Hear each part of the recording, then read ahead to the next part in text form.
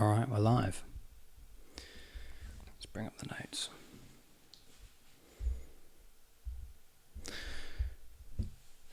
So, welcome back to the East Coast Recovery Podcast. I'm Matt, and Lester's joining us again today. Good day. How's it going? Pretty good. All right, so today we're going to talk a little bit about anger and resentment, particularly, within the realm of expert personal experience. Yeah, I mean, I know loads of friends who turn to substance. Usually it starts off as a casual thing, but they get home from work, they're a bit stressed, they just want a beer, or they want to smoke something, and you can see it kind of spiral. Sometimes it happens, and you can't. As somebody that's sort of really new to addiction, I wonder, why is that? Why do people turn to a beer after work, and how does that become problematic? Well, again, the reason most people like a drink is it works. In the sort of the AA books, it talks about that for alcohol, for most people, alcohol is just a way of getting a sense of ease and well-being. It's a quick way to relax, like taking any drug, really, which is kind of what it is. Somebody might want to have a smoke of a joint, and it'll just do something to them. It'll change their way they feel. And so for most people, most people, alcohol is a good thing. It's a blessing. I mean, when you're like a 56-year-old man that ain't been able to have a drink for over 30 years, you also realise it's a bit of a blessing being able to drink. There's nothing wrong with alcohol in itself. That's one thing, is I've never been against alcohol, but I'm somebody that can't control it, and I tend to abuse it. If I start doing it, the best thing for somebody like me is to not take it. But what makes it so addictive is it works so well. Yeah. It takes you from from irritable and discontent to automatic feeling of well-being. And so I think not everybody that has a drink at the end of the day is an alcoholic, or we just did a thing about is there a difference between sort of alcohol dependency and alcoholism, and there's varying degrees of addiction, I guess, that some people do become dependent, which they probably use the alcohol for relaxation every day, and it's not a good tool for that. It works, but I think the facts are in that if you're somebody that drinks a certain amount every day, then it's going to eventually have a negative health effect. And do you feel that is it more likely that people may become addicted if they're using it to cope with something else? It's not just... It's not my belief. Yeah. As far as I know, remember, I'm not a scientist, I'm not a psychologist, I'm not a medical professional, I'm just somebody that's kind of worked in addiction and run a rehab for 30 years. So, I can only give you my opinion. I can't back it up with any scientific evidence because I'm not a scientist and I'm not trying to gather any, but my professional opinion of I'd say I'm an expert by experience, but, working with thousands of people for 3 decades and having the problem myself, my personal opinion is you either are an alcoholic or you're not. Yeah. And if you're not going to develop addiction. Now, you might become a heavy drinker and you may even drink too much, and on the surface you might not look much different from an alcoholic. And the difference is that when the non-alcoholic is given a sufficient reason to stop or moderate, this is an important part of understanding the difference, that when the non-alcoholic is given a sufficient reason to stop or moderate, i.e. somebody says you're going to lose your job, your liver's enlarging, your wife's going to leave you, your husband's going to leave you, your partner's going to leave you, whatever the sufficient reason is, that person still contains the natural ability to make the decision to stop or moderate. Mm. And most of us do that in our country, I think. Most of my mates, for my living example, that most of my friends, we all went out, we all got pissed. Yeah. It was what you did. It was what your dad did. It was all the stories that we heard about everyone got drunk and all the crazy things, walking around with like traffic cones on your head. And such a UK drinking culture. Yeah, it? it's brilliant. Massive, and it's brilliant and it's fun. And you go out and you do all kinds of crazy stuff and get in all kinds of trouble. But eventually I noticed that most of them friends, once they started to get sufficient reasons to stop or moderate, like, I don't want to go drinking on Sunday because I've got to go to work on Monday. Yeah. Or I've got a new girlfriend and I want to go out with her instead of coming out and getting drunk with you lot. Or I've not got a lot of money. Or I don't want to feel sick tomorrow, or I've got to drive. Or, when they were given them natural reasons to stop or moderate, most of them moderated and kept their drinking at a reasonable pitch. Yeah. Which allowed them to then go into the other phases of their life. Somebody like me, I made them choices, but never managed to live up to them. Mm-hmm. I couldn't stop and I couldn't moderate. And see, in the AA book, it talks about what they call the other people. Now, the other people are the other people that drink, but are able to control it. Because again, it's the dream of every alcoholic that they can regain control of their drinking. We spend years try every method, not drinking this whiskey. We move on to gin. We stick to beer. We go out late. We only take 15 quid out. We only go out on Thursdays. We just start setting all these controls to help us stop or moderate, but they always fail. And then you always end up again at the end of a spree, down on your arse again, wondering what happened. That wasn't what I decided to do. Yeah. So there's a big difference between the people that are alcoholic and the people that are just heavy drinkers. And I think that really is a definition that I think society needs to understand, because it seems to me that people don't even like to call somebody an alcoholic, which I think is a big mistake. I think it's an illness. There should be symptoms recorded, and if you're meeting these symptoms, then they should say you're an alcoholic, which again I think is a bad name, because when you call someone an alcoholic or a drug addict, you sort of reinforcing the idea that this is an alcohol or drug problem, which I don't believe. I think at that point it becomes self-medicating. See, where them other people are, the truth is, I think if it come down to taste, most people wouldn't drink alcohol at all. No one really likes their first sip of beer, do they? Well, or their first sip of wine. Even that, if you took the effect out of it, most people wouldn't drink it. No. You might as well drink non-alcoholic lager, isn't there? If most people, especially as you get older, it seems the people that can drink don't drink. Yeah. Because they're like, I can't handle the headache. So if it was for the taste, but most of them people don't drink non-alcoholic lagers. It's if you want a nice taste, you probably have a milkshake or a cup of tea or a juice or something. Not saying that no one likes the taste, but it's the effect. Yeah, for sure. Most people do it for the effect. And again, being somebody that can't drink, especially in the early part of your recovery process, where most of your friends are drinkers and your social life is around drinking, that it's quite difficult to go out with your friends when everybody's drinking, because people change. Yeah. And even if you're not really a drinker, the chances are when you go out with people that drink, you will drink more. And they call it defensive drinking, because otherwise you kind of get left behind the mindset that's being created.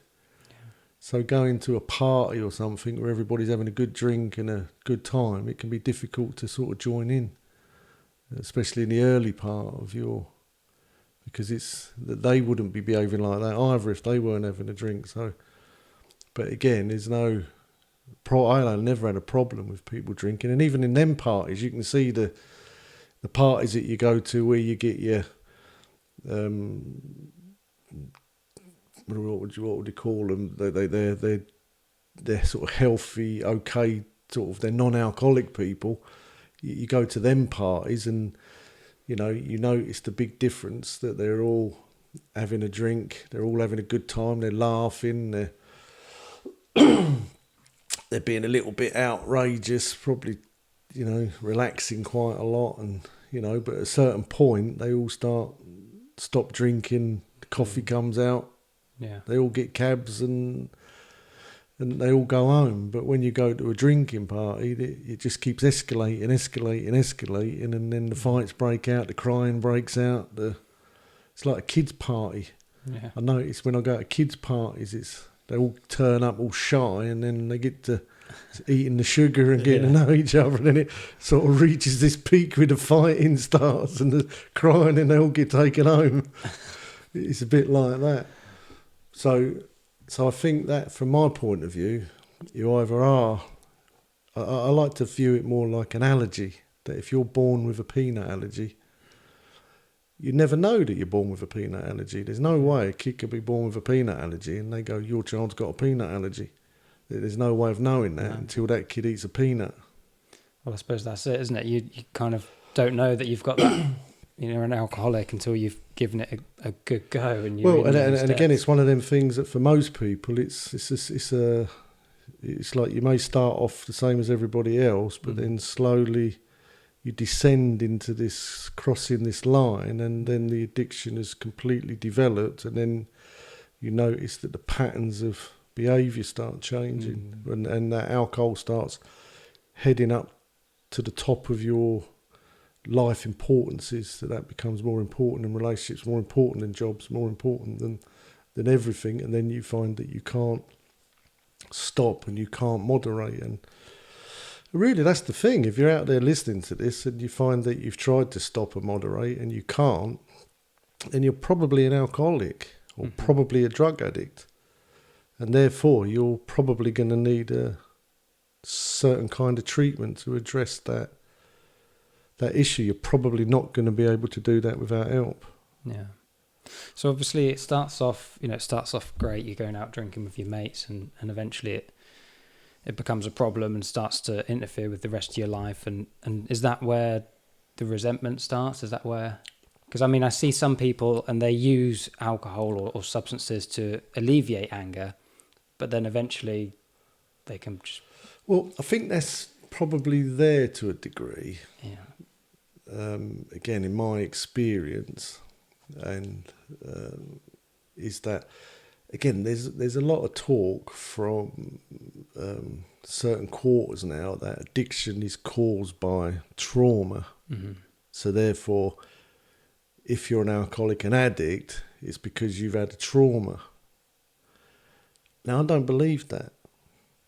Up to a point, I believe it, because again, addiction is the human brain. It's very complicated. Yeah. But as far as I can tell, and again, being in a mass experience of talking to thousands of people and living very close to them, it seems to me that we've all got trauma, but not everybody becomes an alcoholic and addict. Yeah. So there must be something present in you before the trauma. The trauma, I believe, triggers it. I'll accept that. Because I've had people like... One case comes to mind with this guy where, he probably... Because again, it's not about the drugs, it's about the mental condition. That not everybody has the same mental condition, but all alcoholics and addicts all have the same mental condition as far as I can tell. Even people like my sister that was got familiar with a lot of the people coming through our projects, she once said this to me. She said, do you know, I've noticed that there's something the same about all of these people that come into your project. Mm. But it's different from everyone else I know. And I said, yeah, that's the addiction. That's the mind that they have. Yeah. They all share that mind, which is why they all like to go to 12-step meetings and groups. They all like talking to each other because they share a lot in common that they don't share with the regular folk because their mind is twisted in a certain way. Yeah. And So it's that I think that's either present in you or not. So this idea that trauma is the cause of it, I don't believe that's the case. I believe it triggers what's already there. Mm-hmm.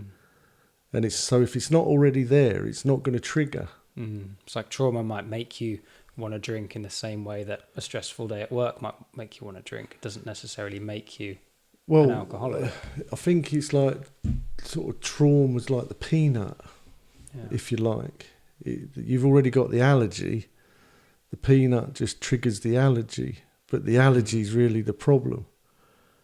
But if we can't stop you eating the peanut, if you stop eating the peanut, then you've got no problem with the allergy. But with addiction, there's a mental issue. So I think most people have been traumatized. And again, look, it's incredible how many people, how many people are brought up in functional families where their parents were perfect and never did anything to hurt them. But then you go to the other end of the spectrum where you meet some people, it's like, man, if anybody's got a reason to be an alcoholic or an addict, it's you. They've been abused by their family, abused in care, they've had a terrible a terrible experience. But then you meet people that say, but none of that's happened to me.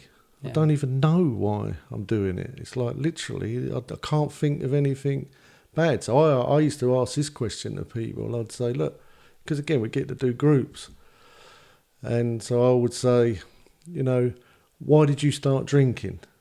And then people go, my mum left, my dad left, I was molested, I'm straight, I'm gay because I'm black, I was racially abused. They always give you some reason why they started drinking. But then I go, hang on a minute, is that why you actually, the first time you ever drank, you said, I think I need a drink because I've been abused? And they're like, oh, not really. And then, well, why did you drink then? And they said, well, everybody was doing it. So you didn't start drinking for the reasons that you're saying.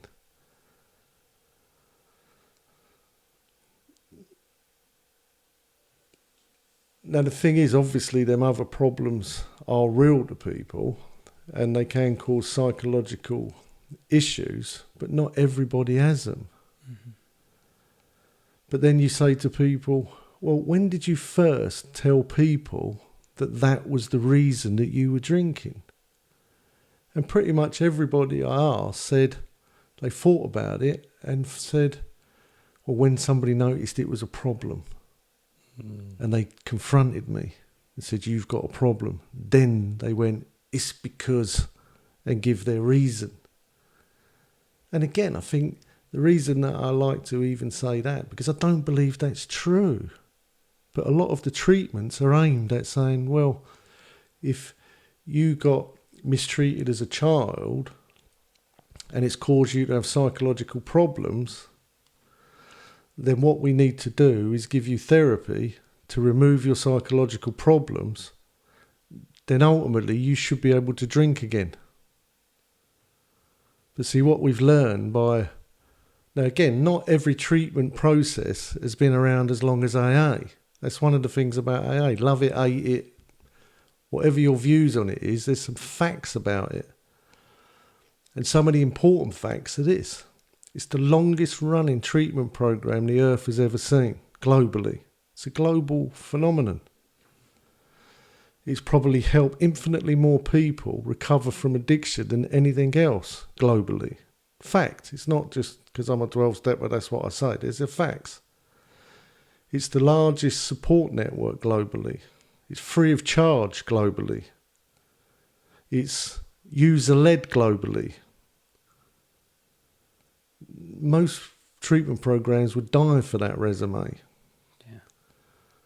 But what we've learned from that, it gives us a great pool of shared information and experience for the people that are pretty much on the front line of it themselves. And that a lot of them people that stopped drinking, dealt with their emotional problems, dealt with their financial problems, dealt with their housing problems, dealt with their family problems, after some years of not drinking, decided they were going to drink. but very quickly they were back where they started before they stopped. Now that's an experiment that no one's really looking at, but the evidence is there. The evidence is there that these people have dealt with all of them issues that these other people say is the reason that they're drinking.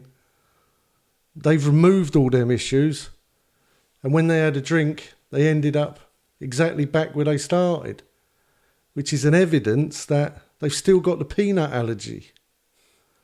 That no matter what, if you eat that peanut, the allergy's going to kick in. Yeah. So it's the allergy that's the problem, not all of them other issues that people keep saying is the reason why they're drinking. I mean, look, they ask people, why are you drinking? Like they know. How do they know? They're only going to give you what they think.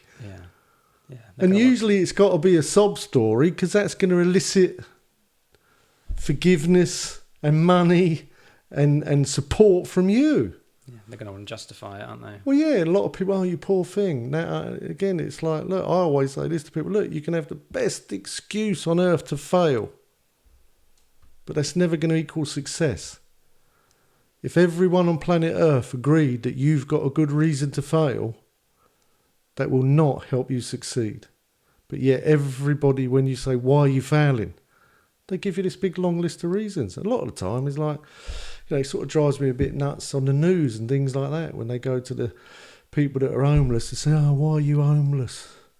And they're like, oh, I've got an addiction problem. Oh, because my wife left me, or my husband left me, and they go, oh, you know, that's terrible. But honestly, if in my experience, if you track back that person's experience, then you'd probably find that the wife would say they wouldn't stop drinking, they're becoming aggressive, they wouldn't go to work. You know, so there's always this: did your wife leave?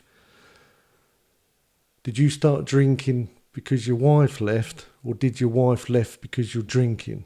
And my bet in 30 years of doing this is their drinking's been a problem for a long time. Yeah.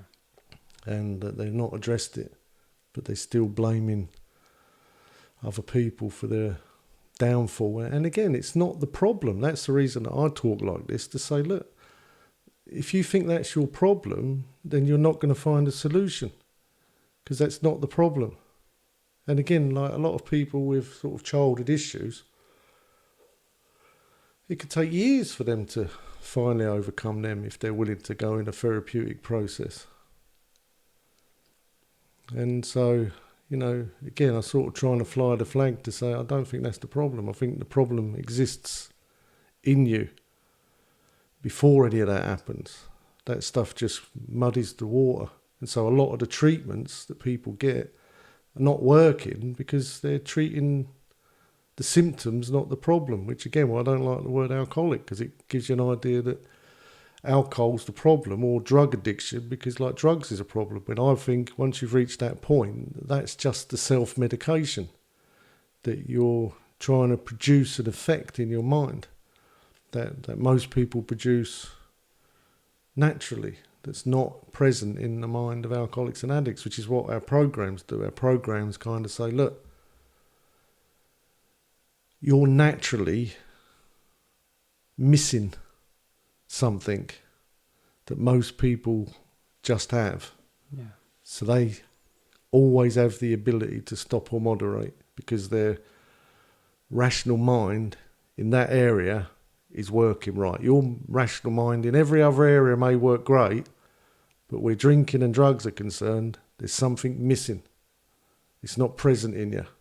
That's what I've found. When anyone ever come into our rehab, when we sponsor them in the meeting, there's something missing in them. That's why we say they're powerless. So telling them, you know, like one of my friends says, he says, look, telling someone to stop drinking is like saying to a homeless person, get home. Well, if he could get home, he wouldn't be bleeding homeless, would he?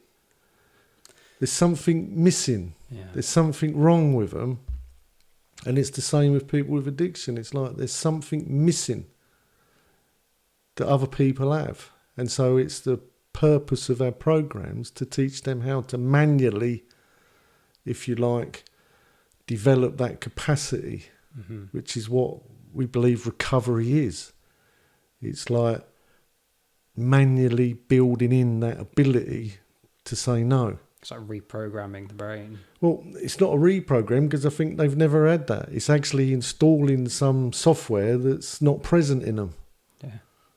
And recovery is like the software. Recovery is a thing that you need to say, look, recovery is a thing that you need to download into your hard drive because it's not in there.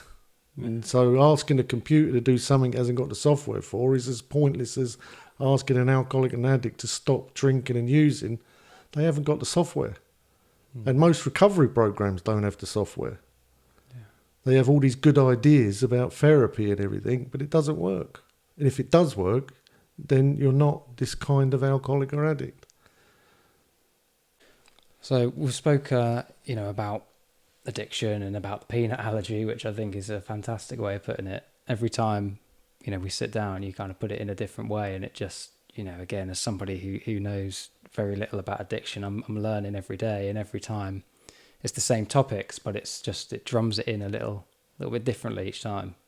Yeah, I think that's always been a big thing that I realise is I think addiction's misunderstood. I think that people don't realise what the problem is. So there's a lot of good treatments, but for, I'd say, the wrong problem. And then people that relapse, they're just not necessarily getting the right treatment because they're getting treatment for all these other things that make sense, but it's not necessarily the case. It seems like it should be so simple at first. When somebody says addiction, you think, well, they just can't stop. But then when you get into the nuances of why... It's... Well, they think it's sort of drugs, and then they're, again, because people espouse always that it's because of some terrible event in my life, then people make that connection that that's the problem. But so it's trying to also break down that sort of, I don't know whether it's a stigma that people to say, I don't think that's the problem, which kind of sounds a bit horrible because it's like you don't want to not validate people's traumatic experiences. You want to say, look, that's important. Of course, if you've been abused, that's terrible and it's going to need treatment. I'm just saying it's not really necessarily the reason for your addiction because that person hasn't been abused and they're exactly the same as you. So how do you explain that? If your abuse is the cause of your addiction, which is why they kind of then clumped it under the, well, it's just trauma. And trauma actually doesn't have to be anything bad at all. It could just be you might be feeling vulnerable when your dad shouts at you. And that could create a trauma in you. So it's almost like, so throwing everything under the umbrella of trauma, most of us would think it would have to be a bad trauma. But it wouldn't. Oh, that was a story that I was going to tell you. Like a guy that he did have it. See, now again, when I say addiction, I mean mental condition, not the substance you use. Mm-hmm. So if you took all the substance away, you'd still be an addict and an alcoholic. That's our argument as abstinent base of saying, look, we're saying if you remove all of the drugs and alcohol from someone, which is called abstinent, they're still going to have the addiction because it's a mental condition. It's the drugs and alcohol are just the symptoms or a symbol. It's not really the problem. It's what they're using to self-medicate the problem. And so if you took all of the drugs and alcohol off the earth, you'd still have all these alcoholics and addicts. They would just be doing something else, which would probably come down to, behavioural stresses. It would probably be a lot worse. Mm-hmm. There'd probably be a lot more rapes, a lot more murders, a lot more nasties going on. But this one guy is a good example because he had all the makings of an alcoholic, but he never really drank because he found satisfaction in his football. Mm-hmm. And so he just played a hell of a lot of football and that satisfied his problem. So he didn't really need the alcohol. But when he got in his 30s, he broke his leg and he couldn't play football anymore. And that's the time that his drinking increased, and then he became alcoholic and ended up in rehab. Mm. And so, people find a lot of different ways of dealing with this mental condition. And so, trauma is an important part of the puzzle, and we need to learn about it, because we've all probably got it on different levels, and some worse than others for good reasons. You know, some people can get triggered with mild trauma, but a lot of people can usually find pretty severe traumas in their life of one kind or another, so then it would make sense to blame it on that, or look at that for the cause. But again, you do come across people that are like, I don't even know why I behave like this. So, you know, I'm somebody that's been traumatised. I still feel traumatised a lot of the time. Life's quite traumatic if you've got this mental condition. See, again, I'm not saying, because I've come to that there's not really a cure for it, but there is a substitute. Mm-hmm.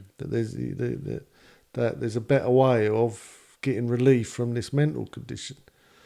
But resentment, talking about that, it says in the AA literature that it's the number one offender. It actually kills more alcoholics and addicts than anything else. So it really is, in addiction treatment, resentment and anger is a really important topic to understand. Now, again, I don't think it's the cause of addiction, but it's like it's a fuel that makes it worse. It's it's almost like the peanut as well to the allergy, that if you've got this certain issue, then, you know, having resentments as well, which you're probably going to be more susceptible to if you've got a very sensitive mind, and your nervous system has been stripped bare and not been able to develop properly because you've probably been drinking since you were 13, and, you know, because it kind of comes down to that. It's kind of like addiction leaves the person with a very underdeveloped nervous system, because it's like antidepressants, they kind of give you a buffer to life. So if something in life is traumatic and painful, then the antidepressant is like the emotional painkiller. It stops you feeling that so much. So numbs you. It numbs you. So if you imagine, and it's not like this, but if you imagine that when you're born, your nervous system, you've got all your nerves, which become your senses, which help you navigate the world, pick up information. And really, parents should teach you how to make the connections of what you're feeling, how best to navigate it, how best to deal with it, you know, how to understand it. So what you really want from the world is you really want to be able to get the information that's coming in through your senses, but then you want really healthy interpretation so that you can then devise healthy processes that kind of get you through the world in the way that you want to go through the world. But if you've not had a good navigation system built, you're probably not going to interpret what you're experiencing very well, which again is the problem. The only thing I've learned over my 30 years in SOID recovery is how to reinterpret my experience in a healthier light, but also one that matches reality a little bit more. The areas where I'm not so good at that, it still can be a little bit traumatic. I've got one at the moment, so I'm having to deal with things that I generally find very uncomfortable, but I have to allow myself to deal with that. Mm-hmm. And hopefully with the support of the people around me and some professional help, that I'll be able to redevelop my nervous system and my mind to be able to then cope better in them situations, and then them situations will no longer be traumatic for me, and bingo, I've got a little bit more freedom in my life and less things that I need to avoid. So if you imagine that your nervous system is like a hair, and that life is meant to ping it. And so when you're a child, you may have a difficult experience. You might go out and somebody might call you a horrible name, and that really pings your little nervous system, and it really hurts, and you don't know what to do. You go into the fight or flight So you run home to your mum and dad and say, "Oh, Jimmy called me a terrible name, and I really don't like him, and I'm really hurt." And and then it's kind of their job, if they're like well adjusted, to say, acknowledge and validate your feeling, then explain that it was kind of wrong of Jimmy. Maybe Jimmy's having a bad day. Maybe Jimmy didn't mean it.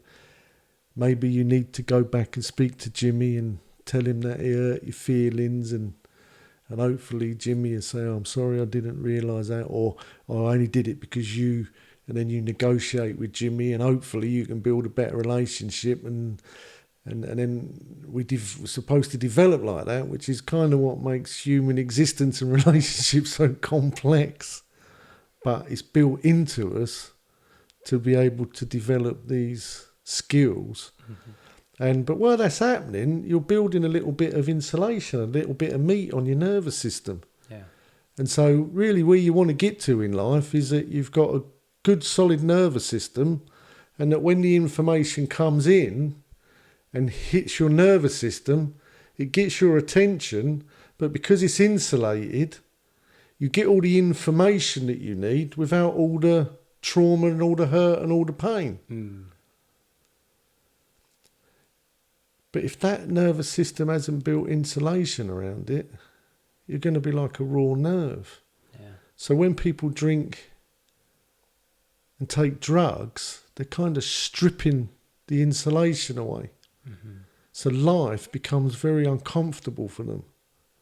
And it's the same with things like antidepressants. If you've been on antidepressants for a long time, you're not going to be able to, if they strip them antidepressants away, you're going to be like a raw nerve. More so than most drugs and alcohol, that you see people on the prescription medications trying to withdraw from them. They're bouncing off the walls.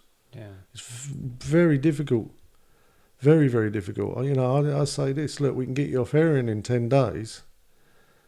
It's going to take at least 6 months just to begin most people getting them off of most prescription medications. Wow. I say, look, drugs and alcohol alter your mind.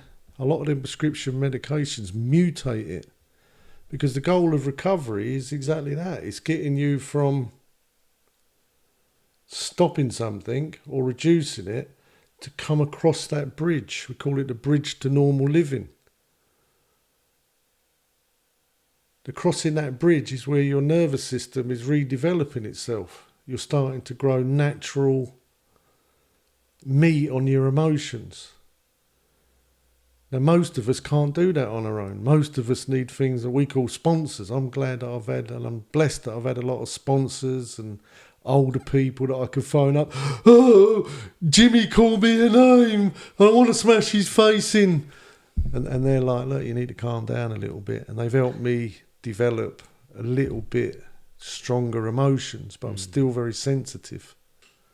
I'm still very susceptible in lots of areas, because most of us, we opt to avoid difficult situations, which mean you're always weak. You're never going to develop. And so we all do that in certain areas of our life. And really the 12-step program is a program that encourages us to gather all that information, to have a good look at it, to see the areas where we're not doing so well, and then start rebuilding our nervous system but the only way you can do it is to put yourself in the position, but then navigate it in a healthier way. And then you develop neural pathways which become part of your nervous system, and then it becomes a lot better. So it's like one of the wonderful things is that you actually start, one of the things when I used to go to my first meetings would say, "I can't believe how bad I feel, but I don't want to drink or take a drug." That was like the miracle. It was like, man, I feel terrible, but I don't want to use.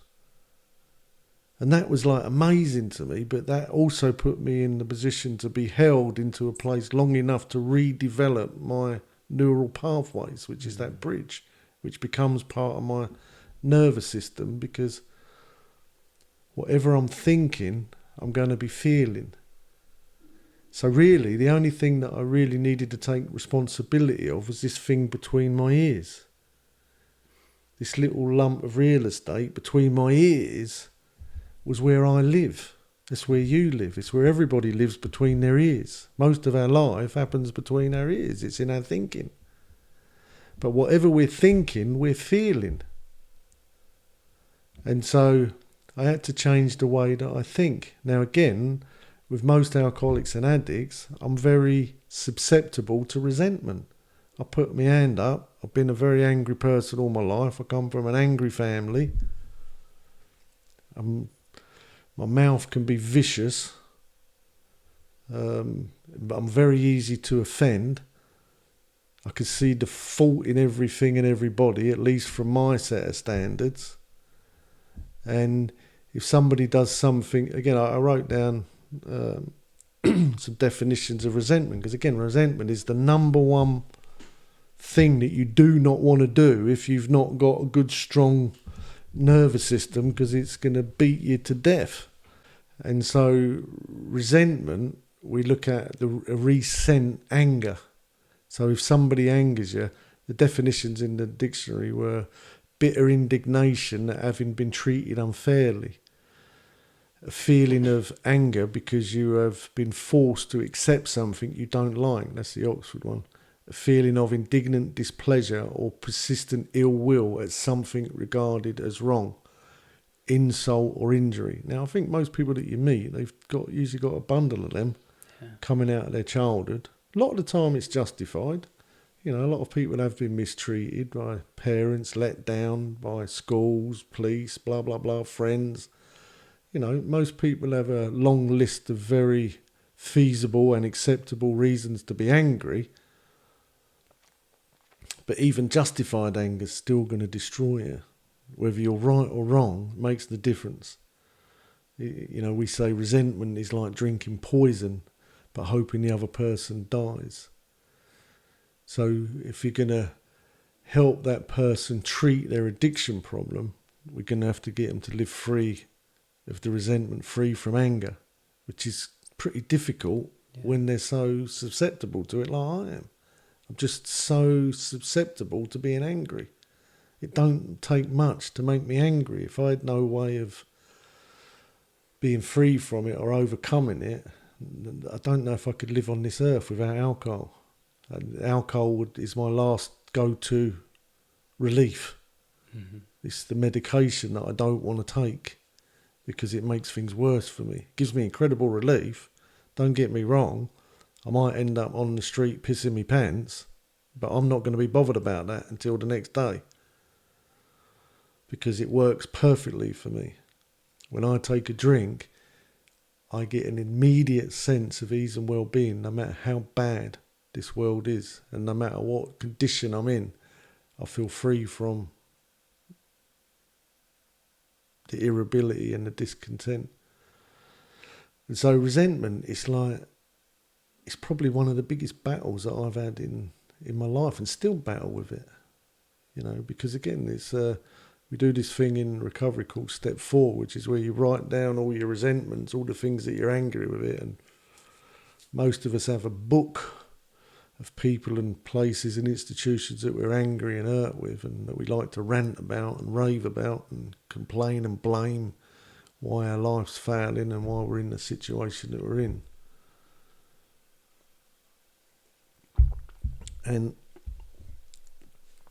you know, when I took that to somebody, which is a step 5, it's almost like a confession that you tell them, you know, you speak it out in a way that I want to be free from this. And then as the program goes on, it kind of shows you a way of how to, you know, start dealing with some of them issues. And that step 9 is about making the amendments, making the changes, which is where the real liberation begins. Because once you start focusing and dealing with these problems, they start going away pretty quickly. You start, you know, really sort of cleaning up the mess in your head. You get rid of as much of it as you can, and you get rid of quite a lot of it in the first sort of sweep of doing the steps. But you end up with maybe 5 or 6 things that are the real juicy problems in your life that probably need a bit more work. And but the first thing it says, and this I didn't pick this up until I actually wrote the program for our rehab, which was important to me, that it said this. It said, look, when you look at your list of reasons that you're angry, the first thing apparent that the world and the people are quite often wrong. And so that was always a little bit difficult for me. And again, the way that my mind is, it's, you know, I think it says there, it's like treated unfairly. If I've been treated unfairly, which I felt, you know, quite a lot, that I've been treated unfairly. But it said the world and the people were quite often wrong. So it was the justified anger, which was hard to let go of. But it says, and this is kind of the crux of the mental condition, it says concluding that other people were wrong was as far as you were getting. It's like we were getting caught in this loop that they're wrong. And as that replays, you keep replaying it in your mind. This is what the resentment is. It's the replay, that we keep resending the cause of our unjust behaviour or treatment into our thought process, and then we keep playing it over and over and over. We keep spurting it out of our mouth to everybody, and it keeps going and going. And while we're doing that, what's happening is like, I like to have this imagine that every time you have a thought, a squirt of chemical goes into your body. So, you know, when you have a thought, it sends a signal to a part of your brain called your hypothalamus. Your hypothalamus then releases a peptide that goes into your system, and then it docks onto receptors in your body, and that's what makes you feel. Now, if you're just thinking about anger all the time, and this is one of the problems with people with addiction, it's like your fight and flight gland is on all the time. You're always in this state of fight and flight. We just wasn't designed for that. We was designed to go into that heightened state when there was danger. And then you've got to decide quickly, your adrenaline goes up, am I going to fight or flight? It's like living in that state, this heightened state of fight and flight. And as you're running this offence or fear round and around in your head, you're just pumping your body full of adrenaline. And that's what I think you need relief from. That's where the drink comes in, because it becomes so stressful in that frame of mind. Yeah. That then you need relief from it, because as you're, like it says, it's like drinking poison, but then hoping the other person dies. So whether you're right or wrong about your offence, it makes no difference. The effect is going to be the same. If you've been abused as a child and you keep running it around in your mind constantly, you're going to be filling your body up. You're going to be re-feeling that abuse, and you're going to live in that state of feeling like the abuse is still happening to you. It's a cycle. It's a terrible mental condition that needs to be stopped. Now, you can take painkiller, which will make you not feel it, but it's still happening. Yeah, just numb to it. You're just numb to it, which is what I think is a danger of medication. Yeah. And giving people things like methadone and stuff like that without some exit, that you're just numbing them down. See, so for most people, depression is a very healthy emotion. It's literally telling you need to change, mate. Because you're pumping your body with depressive chemicals because you keep thinking it. So unless we can change your thinking, we can't change the way you feel. And that's kind of what you sort of learn through a lot of the therapies, is that nobody can make you feel. That you are deciding to feel that way. Now, you might go, well, I'm not, because it started when I was young. And so when you say to people you need to take responsibility, they often like, oh, I'm not responsible for being molested as a child or being abandoned or being bullied and all that. It's like, no, you're not responsible for that. That was terrible and that was wrong. The world and the people are quite often wrong. That was wrong. But your response to it is what's making you unwell. Mm-hmm. And if we can't stop you responding to it, then you truly are stuck in trauma. You're continually traumatising yourself, and then you generally hang around with other traumatized people and you keep traumaing each other. Because if the people around you aren't sort of saying, look, do you want to talk about it? You need to learn to stop thinking about it. You need to go to therapy. You need to, whatever happens, you've got to stop that trail of thought. So it's like when people tell you why they're an alcoholic and addict, I have to try and say, mate, did you consider that might not be correct? Because you telling everyone isn't going to make you feel better. Yeah. It's going to make you worse. And if you keep going on about it and keep thinking about it, you're never going to be better, even on the painkillers. And you're going to keep self-medicating. But really, resentment is the replay in your mind. So I know that in myself. I know that, I can't afford to be resentful. So when it starts in me, I try and stop it. If I can't stop it, I phone somebody and I speak to them. If there's issues that need resolving, I need to resolve them, because it's like I can't. Again, it's just this little bit of real estate between my ears. If I can keep my mental health in good order, then the rest of my life seems to work out all right. Mm. But again, because I have this problem, it's very easy for me to fall into that state of mind. Yeah. But without a program and without understanding what's happening to me, I wouldn't realise, Lester, you can't afford to be resentful. Even if you've got good reason, you need to figure out a better way to deal with this. Mm.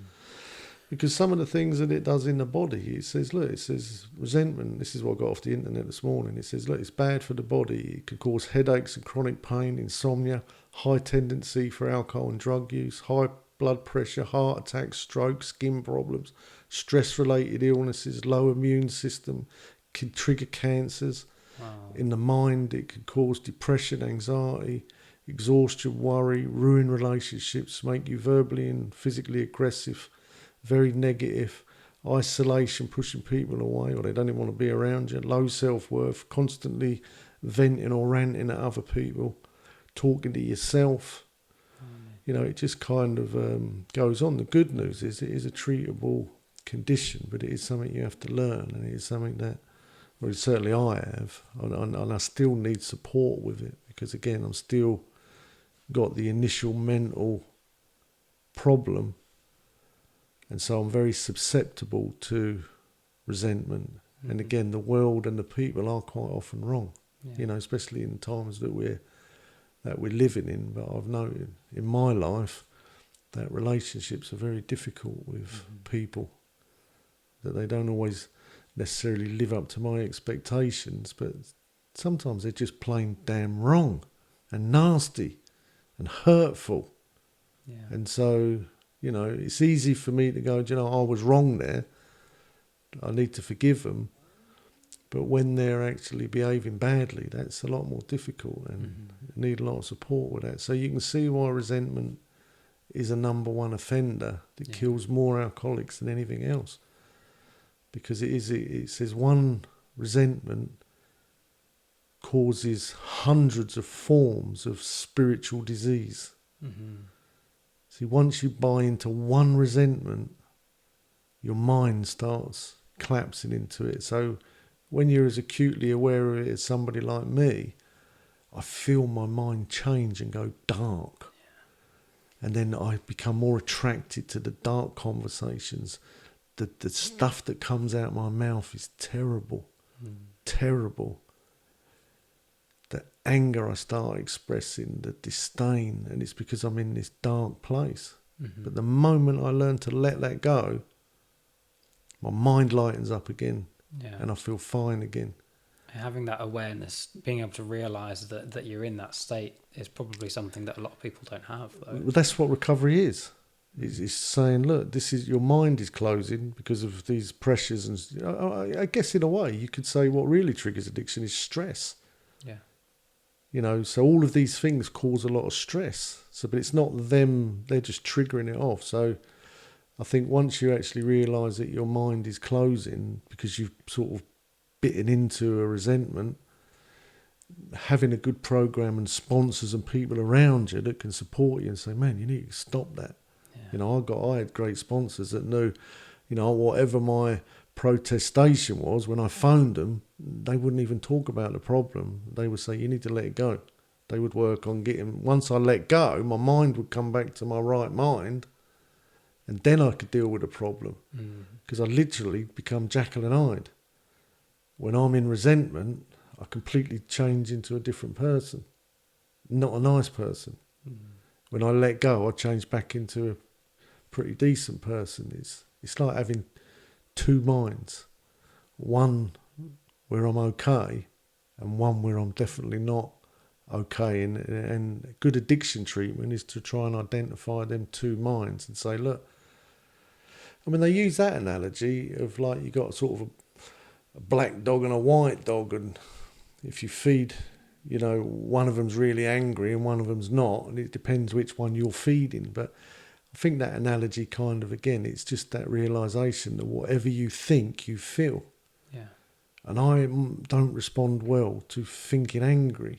I feel terrible. And then if you feel terrible, you start acting terrible. But unless I let go of that anger, and so pretty much my whole life has been about me dealing with my mental health. And everyone's is, whether they know it or not. It's what goes on in between your ears decides the way you live your life and the way you feel. Your life happens between your ears. My life happens between my ears. And it's what I'm listening to inside my head is going to determine. But, you know, I had to learn a lot of new thought processes that I wasn't available to me. I've had to learn how to think healthy ways, and I've had to learn what not to think and how not to think. Because when I think in them ways, I'm throwing fuel on my fire of anger.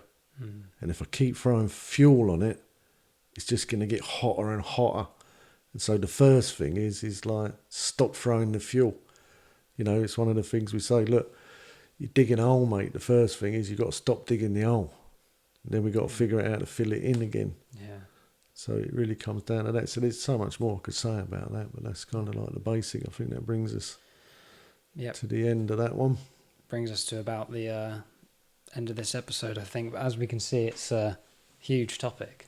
And I feel like no matter what we talk about, we're always going to come back to this idea of resentment. Yeah, I think it's something it might be nice to labour on with some different people, because again, I think in addiction treatment, it probably is one of the most important things to learn. Yeah. Has been for me anyway.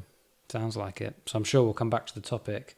And hopefully we can look at getting some guests on in the near future and maybe finding some therapists and other people to have a chat with. Yeah, well, we've got a therapist that actually, we are going to arrange a podcast about emotional sobriety. Fantastic. We say a lot of people have physical sobriety, but they haven't dealt with their mental processes, so they've probably not got emotional sobriety. So we're going to do that soon, hopefully. Interesting. All right. Well, I look forward to that one. And stay tuned. Thank you very much. Thank you. Cheers.